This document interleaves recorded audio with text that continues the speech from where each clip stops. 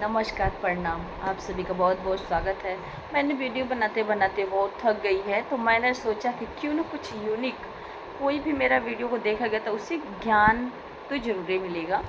लेकिन हाँ, मुझे भी कोई याद नहीं है। हाँ, नहीं तो मैं इस बुक से ही पढ़ के आप लोगों को बताऊँगी।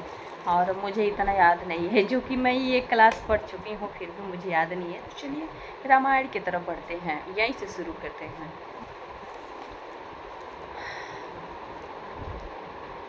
प्रश्न है स्वपठित खंड काव्य के आधार पर निम्नलिखित प्रश्नों के उत्तर।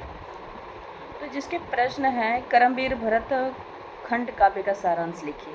तो यह है सारांश रामायण का, भरत के माध्यम और इनके फैमिली का।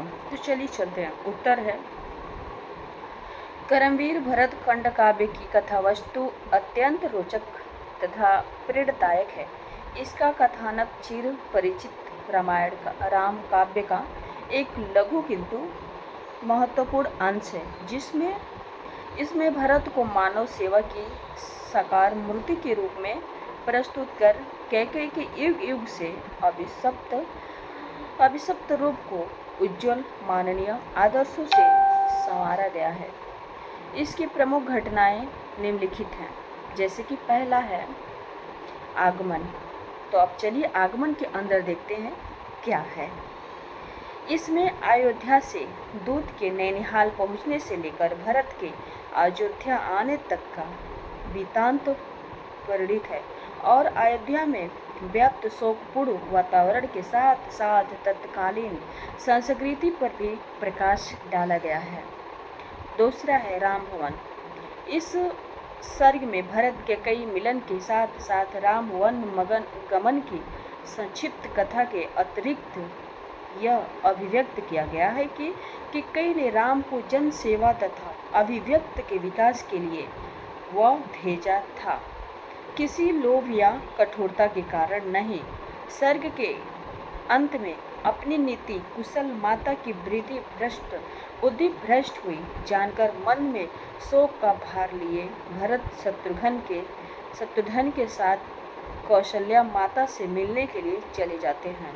तीसरा है कौशल्या सुमित्रा मिलन। इस सर्ग में भरत माता कौशल्या और सुमित्रा से मिलते हैं और दोनों माताएं उनकी आत्मग्लानि को दूर कर उन्हें सच्चे जीवन पथ पर आगे बढ़ने की प्रेरणा देती है। सर्ग के अंत में सुमित्रा भरत से कहती है कि तुम अपने मन के क्षोभ का त्याग कर दो और हम सबके पथ प्रदर्शक बनकर अपने कर्तव्य का निर्वाह करो। चौथा है आदर्श वर्ण। इस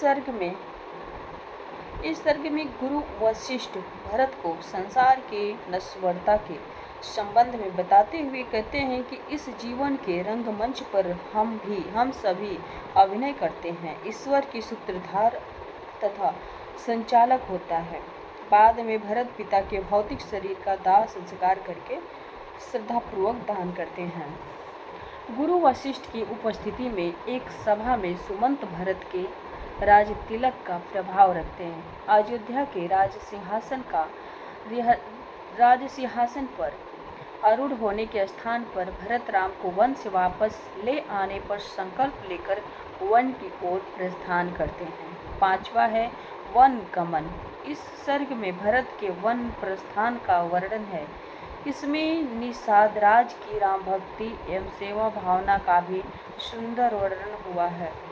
निषाद राज द्वारा सबको नदी के पार ले जाने के बाद भरत प्रयास में भरद्वाज ऋषि के आश्रम में पहुँचते हैं। राम के चित्रकूट में निवास का समाचार जानकर भरत और शत्रुघ्न पैदल की वहाँ के लिए प्रस्थान कर देते हैं। छठवां है राम भरत मिलन। इस सर्ग में राम से भरत का मिलन होता है। भरत और कैकेयी राम से अयोध्या लौटने का संग्रह करते हैं। राम पिता के वचनों का पालन करने के लिए वन में ही रहना चाहते हैं तथा भरत उनकी चरण पादुका लेकर अयोध्या लौटते हैं। स्वयं नंदीग्राम में कुटी बनाकर रहते हैं तथा शत्रुघ्न की सहायता से राम के नाम पर अयोध्या का शासन चलाते हैं।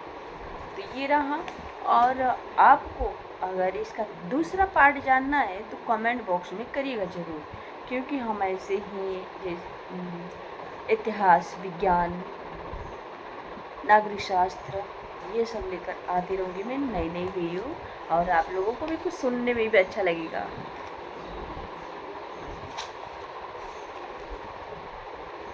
करमवीर चलिए फर्स्ट इससे अब इसके बाद आगे की बताएंगे।